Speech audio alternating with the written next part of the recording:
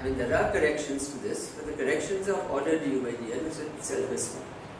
So to this order, to leading order, it is okay to do that. So what I'm claiming, look, here's a derivative. Derivative in Fourier space will mean factor of q. So therefore, uq is minus 1 over rho naught. And that's an extra rho naught that comes in between L and R. N hat q divided by q. This is the important result. So just stare at it for a minute. What have I done? I've written this. Okay, so let me just write it. N hat implying N hat R. Okay, so 1 second. So dr and dl.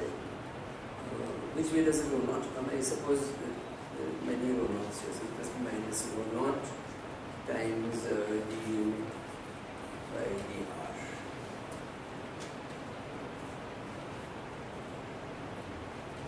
Do you all understand what is going on or not? I'm very thoroughly confusing. See, there are particles everywhere. You can label something by the particle number. Or you can label, you can say it's here, it's this R. There is a, what is the canonical labeling? We wrote it, no, L over rho naught is equal to the R, the location. There is a difference between them, but the difference is what we are trying to characterize through the derivative du by dl. Now, the density fluctuation here is actually n hat of r. We are using the canonical L when we are using this correspondence. But as I'm saying, to leading order it's correct. So you said that included Q is same as if I replace R by L on the L by rho naught, yeah, exactly. It has that effect. That's right. Okay, so here we are, and now the rest is algebra, because from our answer for the correlation function which we just derived a while back, no, I think this is old.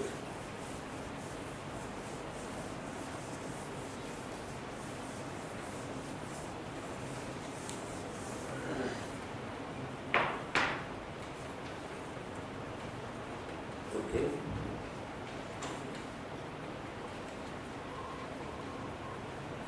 So we had an answer, if you remember, for Ni and Nj at different times.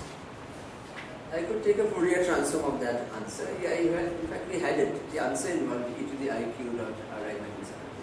So all you have to do is remove that in order to write the answer for a Fourier mode. So n hat q of 0, n hat minus q of t.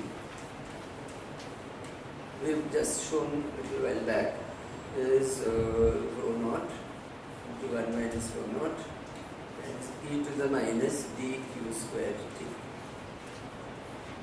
The d is related to u. Right? Therefore, uq of 0, u minus q t, we have shown. This we have shown. We have shown it essentially. I mean, you just remove the d to the iq of r. Should have pointed out at that stage.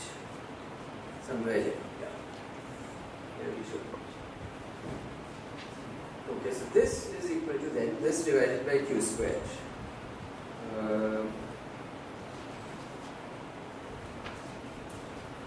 I've gotten a little confused with my factors of rho naughts, so I'm not very sure. Maybe, okay, let's just see. Should I have? So there's a rho naught and there's a rho naught squared, right? Yeah, so according to me this is right. E to the minus, at least in my notes I put it and cancelled, so it must be right. I hope it's right. If you see something wrong, just tell me.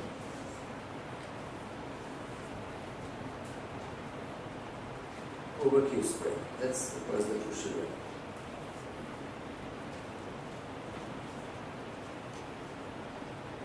Okay? Okay, so now we are in a position to calculate the Rms displacement of a single water as a function of time. That's what we want. So what do we want? We want u sub L of t minus u sub L of 0 squared average for good measure, just like that we'll do now. Let's call this sigma squared.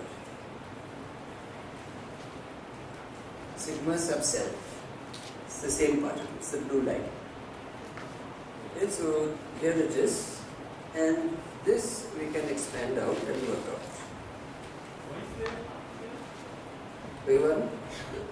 Why is it defined by half? Yeah, I don't quite know. Okay, let's do it. I mean, I don't know. Okay. It's there because of this next. And you'll have a factor 2 everywhere. Okay, I'm going to put it. You can remove it. You can keep the 2's on the inside. Just to avoid the 2's. UL squared minus UL0 ULT.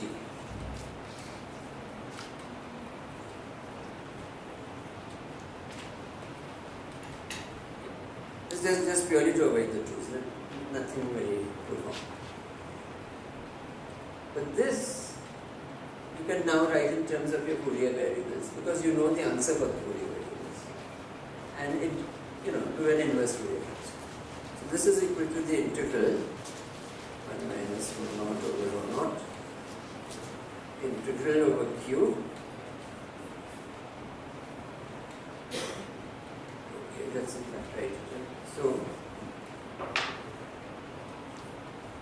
over Q squared, that Q squared. This is the second term. This term is gotten from there by putting t equal to 0. So I just have 1 minus e to the minus dq squared t.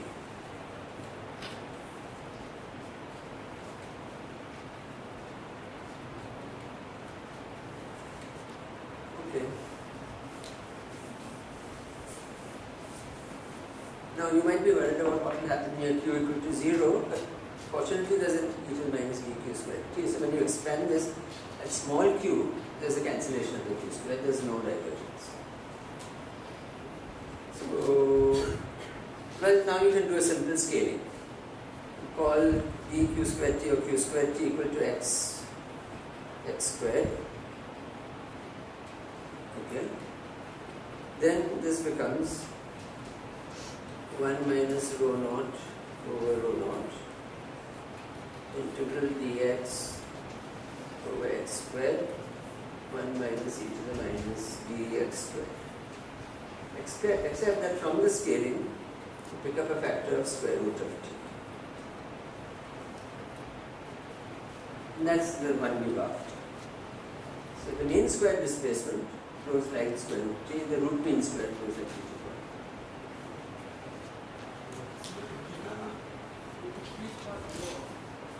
1. One second. Rms deviation. No, Rms displacement goes like t to the 1 part. Yeah, sorry, what was that? The integrand there is dq upon q square on the left. Here? Yeah, Yeah, dq over q square. Because there is a 1 by q from each of these factors. It is. Okay, so we've actually demonstrated this. I mean, we've used all sorts of higgledy-piggledy. We used selection rules, we've used some continuum, we've done this, we've done that, but everything we've done is actually correct. Here we've made approximations, but they're controlled approximations. And, if you like, read the article by Alexander in this. It's a brief article, it's about a page long. It's a physical review in the days before it became ABCDE, and it probably has a brief report or something. S Alexander and P Pincus. So when you calculate that CII goes as 1 by square root P. So that means that if your site is occupied, after a long time it will have lesser probability of getting occupied? No. Remember what CI is? Ni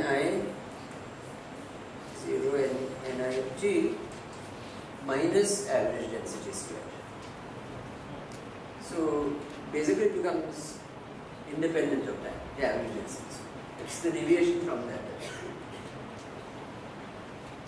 It's how a fluctuation now is correlated to a fluctuation.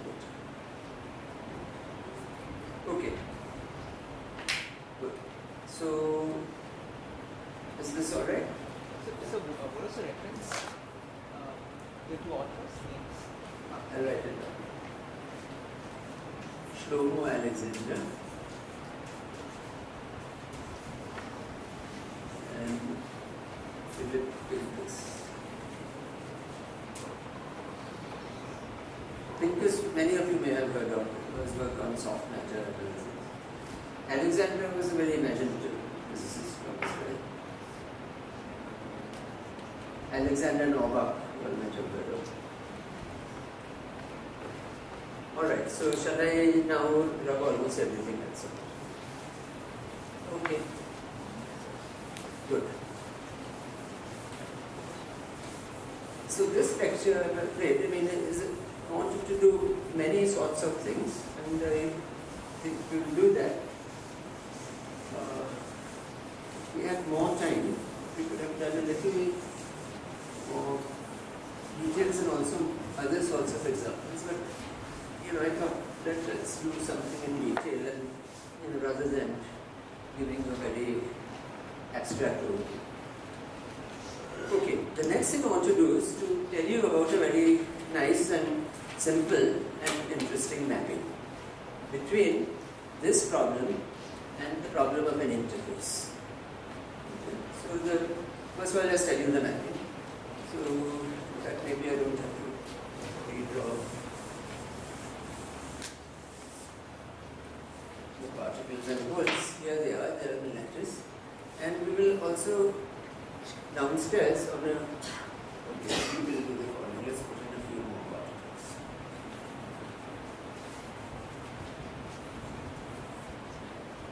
Okay. What we'll do is we'll have another lattice. We'll just draw this mentally. These lines like this. And on this picture, this is still X here. But what we'll do is we'll draw links. Okay. So you could have. So our association will be. This will point down. This will go up. This will go down. This will go up. Then it's going up again. And again, and again, then it's going down. So somehow I've lost my track, but you have to understand. There's an up and a down link. So you can form a trajectory of this sort. So we take the Feller's picture, X and X. It resembles that, but the interpretation we are going to give is actually that this is the profile of an interface. So this is X and this is also X in some sense. It's the height.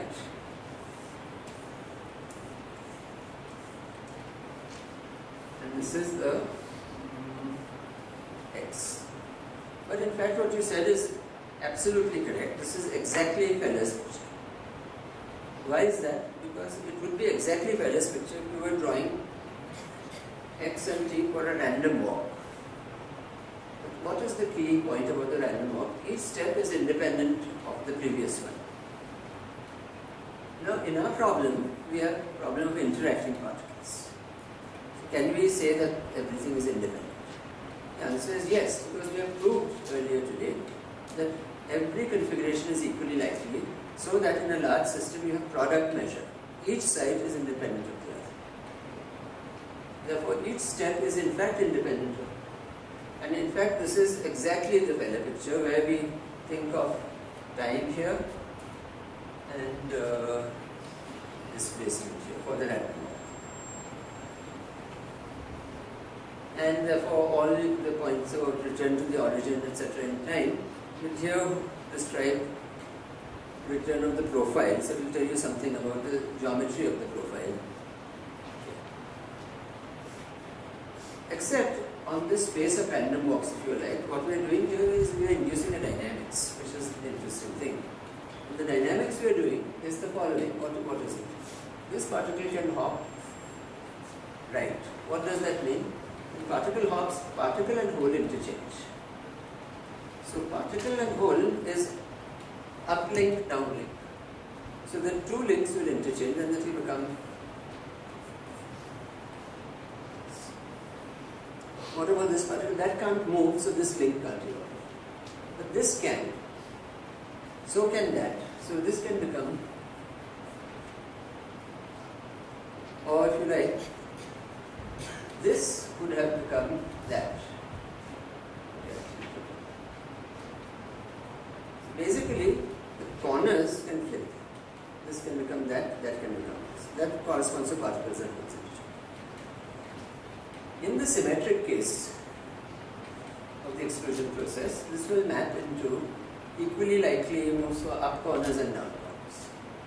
So you have U, which is which? Maybe this is U and this is V, for instance. So if U is equal to V, you have as many ups as downs. So you have this long interface and tiny things here. But if U is not equal to V, then there will be more on average here than below. So the whole interface will start to move up. This is exactly the situation we discussed yesterday, that if you have an interface separating two phases and you have a driving field, it could be a magnetic field and a magnet, it could be a chemical potential or something which pushes the interface, then the interface will move. On the other hand, you may not have a push. You may have an Ising model, for instance, or some magnetic model and two phases, up phase and down phase, and an interface between the two. And that's just existing nicely, happily at some finite temperature, but because the temperature is finite, it can undergo these flips equally likely back and forth. And the question is, what can we say about this? Okay, so we can say some things very, very quickly from what we know about the particle problem. So let's say what we can.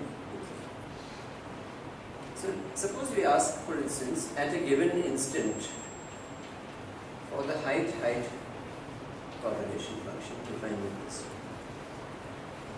So take site I, take site I plus R, measure the height difference, square it, and average it. This is very simple to evaluate, knowing what we know about the particle problem, because this is okay. Let me backtrack and say number of up tilts is equal to the number of particles. Number of down tilts is equal to the number of holes. If we want an overall untilted interface, we should have number of particles equal to number of holes. So half filling. There's no harm dealing with tilted interfaces also, but little more thinking you have to do and doesn't add anything to the discussion. So we will assume that we have a half filled.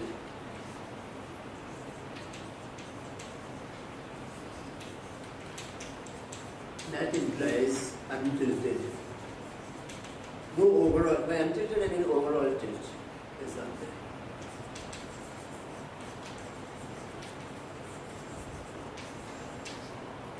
Okay, so in that case let's think of a variable sigma I equal to plus or minus 1 for the links. Then this is simply sum over sigma I. Sorry, so j. Sigma j going from I plus 1 to I plus R. This is the height difference, so I'll better square it and average it. Now, this is also very easy to work out because it's a square. Everybody knows how to square something. So there are two types of terms when you write the same thing out. The terms which involve sigma j, or sigma j and sigma j prime. The ones that involve sigma j, let's just I equal to j equal to I plus 1 to I plus R, sigma j squared, plus j not equal to j prime, sigma j prime, and average and average. sigma j squared was 1 and minus 1. Tilt this way, that way. So this is 1. So this just gives you r. This gives you 0 because it factorizes. Why does it factorize? Because the problem has product measure. So this is equal to sigma I, sigma j, and each of them is 0 on the condition of average movement. If you had an average split, you should subtract out that tilt square, and that will cancel this anyway. But here's the answer. So the answer is r. So the root mean square height fluctuation varies as the square root of r in a one-dimensional interface like this. So we've actually derived what is known as the roughness exponent for this interface. Okay, so it is just a name, but since it's used a lot, you should know it. So here let me write some definitions.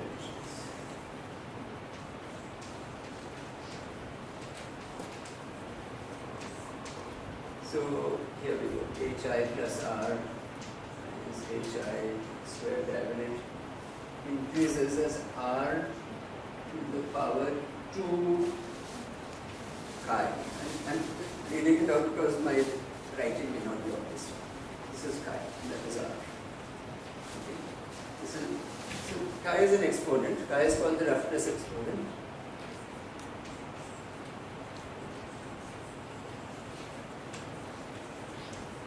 There are other ways to define it, but this is the best. And what we therefore learned somewhere along the line is that for this symmetric problem,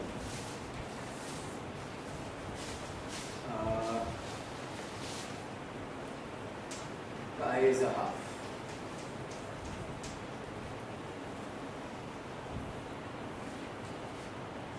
Okay, we may as well define everything else also. So hi t minus hi, same site at different times. This goes like t to some power, and the power defined is beta.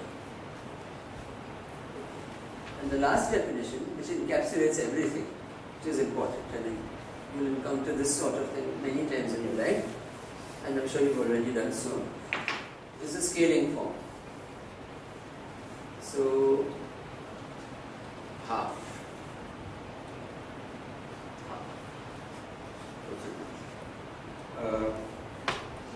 H of xt minus h of 0, 0. Okay, itself is found in many of the systems to scale in the following way. Let's shift r into x, let me keep r. So it's r to the power chi. Okay, so maybe I should take a square root. Okay, yeah. Alright, I mean you can remove this and put a 2 r to the chi.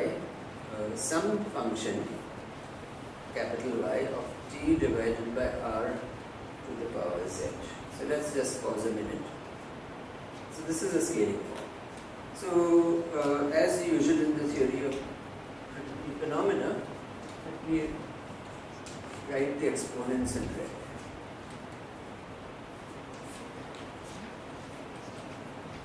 So these are critical exponents. They are just exponents which tell you about power law growths or power law decays, and they all have important meanings. Part of the importance derives from the fact that these are very often universal, and although you work them out for a particular model, the answers for chi, z and beta will actually hold in a large class of systems. So that's part of the reason they are interesting. And not only are the scaling exponents universal, this function, I should also draw it in red, capital Y, is also universal up to some amplitudes which I'm not writing. Okay, so in the quest for universality and so on, these are important topics. So this I don't know if it has a name, but this one certainly has a name, Z. It's called the dynamical exponent.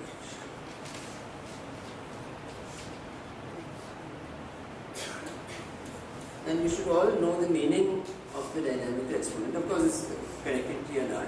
But what it means in one simple English sentence is that it tells you the lifetime of a fluctuation. How long will a fluctuation live? And the answer depends on how broad it is in real space. If it is this broad, it will live sometime. If it's that broad, it will live longer.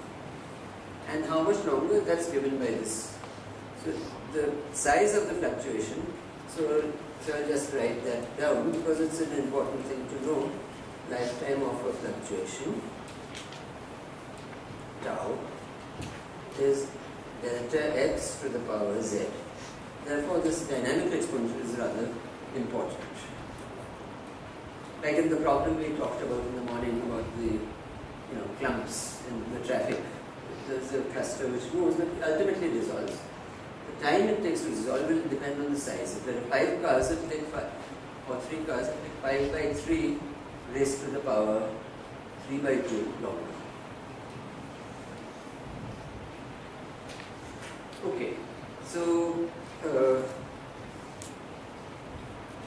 let me not derive everything possible because we are running out of time.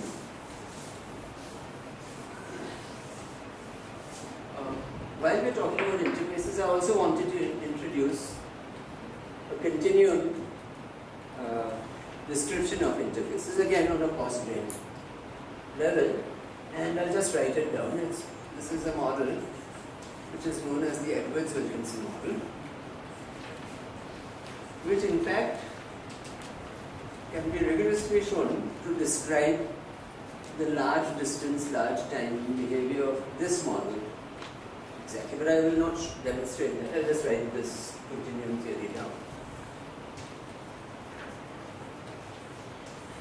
So the connection is that this in fact describes that for large continuous. So the equation is an equation for the height profile at a certain spot. It evolves locally in the following way. So there's some constant mu times v2h dx squared. So you might think, oh, there's a diffusion equation again. But this is not the end of the equation. There's an additional term, which is the noise.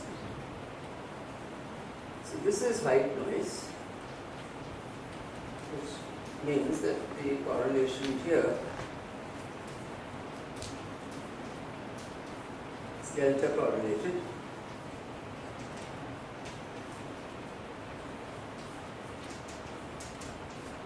with some gamma, or 2 gamma in front.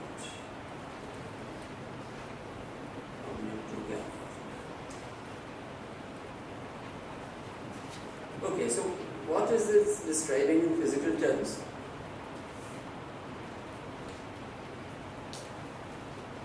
The origin of the second derivative term is a surface tension. It's a term that would like to minimize this surface area. You can trace it back by writing an energy function for the interface, which would be quadratic in the gradient, grad h squared, and deriving this equation from that. And grad h squared is a penalty, so whenever you have a gradient, there's a penalty. When it's flat, it's good, and that sort of incorporates surface tension. This incorporates the effect of noise, stochasticity. And so it's not so surprising that it would describe a system like this, because you see that our system has a perfectly well-defined length of interface. It doesn't change in time, as if there is a surface tension. So this is what it does.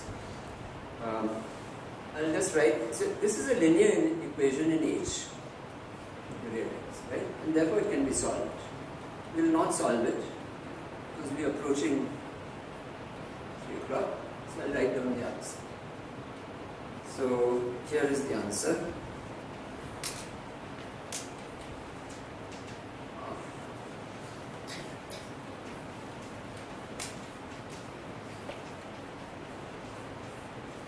Same correlation function that we wrote, that can actually be worked out easily in closed form, and it's simply 2 gamma by nu, and it will appear very familiar to you, maybe since you've seen something like this this not too long back. 1 minus e to the minus mu k squared t, and if that was all, it would be identical to, sorry, I didn't even write over k squared, identical to our